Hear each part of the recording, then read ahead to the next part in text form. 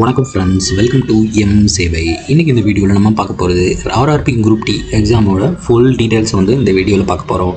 So இதில் இந்த RRB group D ஓப்பனிங்ஸை பற்றி சிம்பிளாக சொல்கிறேன். ஸோ இதில் யார் யாரெல்லாம் அப்ளை பண்ணலாம், எவ்வளோ சேலரி கிடைக்கும், எக்ஸாம் பேட்டர்ன் எப்படி இருக்கும் அப்படின்றத இந்த வீடியோவில் டீட்டெயிலாக பார்க்கலாம். வாங்க வீடியோக்குள்ளே போகலாம். ஸோ இந்தியன் ரயில்வேஸில் நீங்கள் ஒர்க் பண்ணோம் அப்படின்னா இந்த ரயில்வே ரெக்ரூட்மெண்ட் போர்டு இவங்க தான் வந்து நமக்கு ஓப்பனிங்ஸை ஃபில் பண்ணுவாங்க. ஸோ இதுக்கு வந்து என்னென்ன போஸ்டிங் அப்படின்னா track maintainer, helper, assistant postman, porter, இந்த மாதிரி நிறையா வேக்கன்சிஸ்க்கு இந்த ஆர்ஆர்பி குரூப் டியில் ஓப்பனிங்ஸ் நம்ம இப்போ அறிவிச்சிருக்காங்க. இதுக்கு மினிமம் குவாலிஃபிகேஷன் அப்படின்றது உங்களுக்கு 10th நீங்கள் பாஸ் பண்ணீங்க ஆர் ஐடிஐ நீங்கள் கம்ப்ளீட் பண்ணியிருந்தீங்க அப்படின்னா இந்த குரூப் டி எக்ஸாமுக்கு நீங்கள் அப்ளை பண்ணலாம். இதோட ஏஜ் குவாலிஃபிகேஷன் வந்து 18 வயசுலேருந்து 33 வயசு வரைக்கும் நீங்கள் அப்ளை பண்ணிக்கலாம். இதுவே எஸ்சி எஸ்டியாக இருந்துச்சு அப்படின்னா 38 வரைக்கும், ஓபிசியாக இருந்துச்சு அப்படின்னா 36 வயசு வரைக்கும் நீங்கள் அப்ளை பண்ணிக்கலாம். ஸோ வாங்க இந்த நோட்டிஃபிகேஷனை ஃபுல்லாக எக்ஸ்பிளைன் பண்ணுறேன். சேலரி வந்து உங்களுக்கு 18,000 இனிஷியல் பே கொடுத்துருக்காங்க. இது கூட வந்து உங்களுக்கு டிஏ, ஹெச்ஆர்ஏ அண்ட் டிஏ இதெல்லாம் சேர்த்து உங்களுக்கு 25,000 வரைக்கும் உங்களுக்கு சேலரி வந்து உங்களுக்கு ஸ்டார்டிங்கில் கிடைக்கும். ஸோ இதோட எக்ஸாம் பேட்டர்ன், ஸோ இதில் வந்து உங்களுக்கு ஏஜ் குவாலிஃபிகேஷன் கொடுத்துருக்காங்க பாருங்கள். எஸ்சி எஸ்டியாக இருந்துச்சு அப்படின்னா 1988 இந்த டேட்டுக்கு அப்புறம் நீங்கள் பிறந்தவங்களாக இருந்தால் நீங்கள் அப்ளை பண்ணிக்கலாம். அதுவே இதில் ஓபிசியில் நான் கிரிமி லேயராக இருந்தீங்க அப்படின்னா 1990 இந்த டேட்டுக்குள்ளே மேலே இருந்து நீங்கள் பிறந்திருந்தீங்க அப்படின்னா நீங்கள் அப்ளை பண்ணிக்கலாம். அதுவே வந்து அன்ரிசர்வ் கேட்டகரியில் வந்து 1993 இந்த டேட்டுக்கு அப்புறம் நீங்கள் பறந்துருந்தீங்க அப்படின்னா இந்த எக்ஸாமுக்கு நீங்கள் வந்து அப்ளை பண்ணிக்கலாம். அடுத்து இங்கே பாருங்கள், எக்ஸாம் ஃபீஸ் வந்து உங்களுக்கு கொடுத்துருக்காங்க. இதுக்கு நீங்கள் அப்ளை பண்ணுறதுக்கு நீங்கள்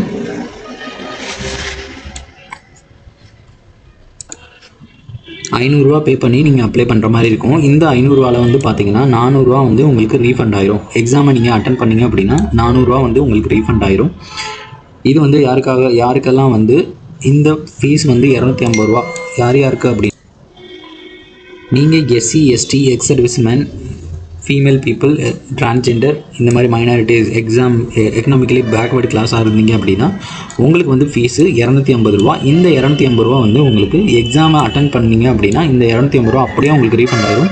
ஸோ இவங்களுக்குலாம் வந்து பார்த்தீங்கன்னா உங்களுக்கு ஃபீஸே இல்லை, நீங்கள் எக்ஸாம் எழுதினதுக்கப்புறம் அந்த அமௌண்ட் வந்து உங்களுக்கு ரீஃபண்ட் ஆகிடும். திரும்ப வந்து உங்கள் அக்கௌண்ட் நம்பருக்கு போட்டு விட்டுருவாங்க, ரீஃபண்ட் ஆயிரும். ஸோ யார் யாரெல்லாம் எக்ஸாமில் அப்பியர் ஆகிருக்கீங்க அப்படின்னு அவங்களுக்கு மட்டும்தான் வந்து இந்த ரீஃபண்ட் வந்து உங்களுக்கு கொடுக்குறேன்றதை இங்கே மென்ஷன் பண்ணியிருக்காங்க. அடுத்து இதோட ரெக்ரூட்மெண்ட் ப்ராசஸ் எப்படி இருக்குன்னு பார்க்கலாம். ஃபஸ்ட்டு வந்து இது நீங்கள் சிபிடி மொத்தம் இதில் வந்து 3 ஸ்டேஜ் இருக்கும். ஃபஸ்ட்டு வந்து சிபிடி டெஸ்ட் அட்டன் பண்ணுவீங்க. இதில் வந்து உங்களுக்கு 100 கொஸ்டின் வந்து 90 நிமிஷம் வந்து உங்களுக்கு எக்ஸாம் டெஸ்ட் நடக்கும். ஸோ கம்ப்யூட்டர் பேஸ்டு டெஸ்ட் நடக்கும். இதில் இந்த ஃபஸ்ட்டு ஸ்டேஜ் கம்ப்ளீட் பண்ணதுக்கப்புறம் அடுத்து பிஇடி டெஸ்ட் நடக்கும், ஃபிசிக்கல் எஃபிஷியன்சி டெஸ்ட், அதுக்கப்புறம் டிவி அண்ட் மெடிக்கல் எக்ஸாமினேஷன் நடக்கும். மொத்தம் 3 ஸ்டேஜாக வந்து இது நடக்கும். ஸோ ஃபஸ்ட்டு ஸ்டேஜில் பார்த்தீங்கன்னா எக்ஸாம் டூரேஷன் வந்து 90 மினிட்ஸ். இதில் சயின்ஸ் வந்து 25 கொஸ்டின், மேக்ஸ் வந்து 25, ரீசனிங் வந்து 30, இதில் current affairs and general awareness வந்து 20. டோட்டலாக வந்து உங்களுக்கு 90 மினிட்ஸ் 100 கொஸ்டின்ஸ் வந்து நீங்கள் அட்டன் பண்ணுற மாதிரி இருக்கும். ஒரு கொஸ்டினுக்கும் வந்து உங்களுக்கு 1 மார்க் கொடுக்குறாங்க. சப்போஸ் இதில் வந்து நெகட்டிவ் மார்க் இருக்குது, 3 கொஸ்டின்ஸை வந்து தப்பான ஆன்சர் பண்ணிங்க அப்படின்னா ஒரு கொஸ்டினோட ரைட்டாக ஆன்சர் பண்ணியிருப்பீங்க, அதுலேருந்து 1 மார்க்கை வந்து உங்களுக்கு மைனஸ் பண்ணிடுவாங்க. 3 ராங் ஆன்சருக்கு வந்து 1 மார்க் வந்து உங்களுக்கு நெகட்டிவ் ஆகும். ஸோ கேர்ஃபுல்லாக அட்டன் பண்ணுங்கள். அடுத்து 2வது ஸ்டேஜ் வந்து ஃபிசிக்கல் எஃபிஷியன்சி டெஸ்ட். இதில் வந்து மெயில் கேண்டிடேட்ஸ்க்கு வந்து என்ன அப்படின்னா நீங்கள் 35 கிலோ வெயிட் வந்து மூட்டையை வந்து நீங்கள் 2 மினிட்ஸில் வந்து 100 மீட்டர் டிஸ்டன்ஸை வந்து தூக்கிட்டு போகணும். Without putting the weight down, வெயிட்டை கீழே வைக்காமல் நீங்கள் வந்து எடுத்துகிட்டு போகணும். அதோடு சேர்த்து 1 கிலோமீட்டரை வந்து 4 நிமிஷம் 15 செகண்டில் வந்து நீங்கள் கம்ப்ளீட் பண்ணணும். இது வந்து மெயிலுக்கு. அதுவே வந்து ஃபீமேலுக்கு வந்து பார்த்தீங்க அப்படின்னா 20 kg ஆஃப் வெயிட்டை வந்து 100 மீட்டர் வந்து 2 நிமிஷத்தில் வந்து நீங்கள் வந்து கம்ப்ளீட் பண்ணணும். அதோடு சேர்த்து 1 கிலோமீட்டர் வந்து 1000 மீட்டர், அதாவது 1000 மீட்டர் வந்து 1 கிலோமீட்டர் வந்து 5 மினிட்ஸ் 40 செகண்ட்ஸ்க்குள்ளே கம்ப்ளீட் பண்ணணும். இது வந்து கம்ப்ளீட் பண்ணிட்டீங்க அப்படின்னா ஸ்டேஜ் 2 வந்து கிளியர் ஆயிரும். அதுக்கப்புறம் உங்களுக்கு medical examination plus document verification கூப்பிடுவாங்க. ஸோ இதை அப்ளை பண்ணுறது எப்படின்னா, ஃபஸ்ட்டு நீங்கள் ஒரு அக்கௌண்ட் க்ரியேட் பண்ணணும். ஆர்ஆர்பியில் அக்கௌண்ட் க்ரியேட் பண்ணதுக்கப்புறம் அந்த அக்கௌண்ட்டை வச்சு நீங்கள் எக்ஸாமுக்கு அப்ளை பண்ண முடியும். அப்ளை பண்ணும்போது முக்கியமாக வந்து என்ன அப்படின்னா, உங்களோட ரீஃபண்ட் அமௌண்ட்டுக்கு வந்து உங்களோட பேங்க் அக்கௌண்ட் நம்பர், சப்போஸ் நீங்கள் ஏதாவது நெட் சென்டரில் போய் அப்ளை பண்ணிங்க அப்படின்னா உங்களோட பேங்க் அக்கௌண்ட் நம்பரை அதில் கொடுத்துருக்காங்களான்றதை செக் பண்ணிக்கோங்க. அப்படி இல்லை அப்படின்னா அவங்களோட யாரோட பேங்க் அக்கௌண்ட் நம்பர் கொடுத்துருக்காங்களோ அவங்களுக்கு அந்த அமௌண்ட் வந்து ரீஃபண்ட் ஆயிரும். ஸோ இது அப்ளிகேஷன் அப்போ லைவ் ஃபோட்டோ கேப்சர் வந்து இருக்கும். ஸோ லைவ் ஃபோட்டோ கேப்சர் இருக்கும். ஸோ அப்போதைக்கு வந்து உங்களோட லைட்டிங்ஸ் வந்து கரெக்டாக இருக்குன்றதை செக் பண்ணிக்கோங்க. இல்லைனா அப்ளிகேஷன் ரிஜெக்ட் ஆகிறதுக்கோ சான்சஸ் இருக்குது.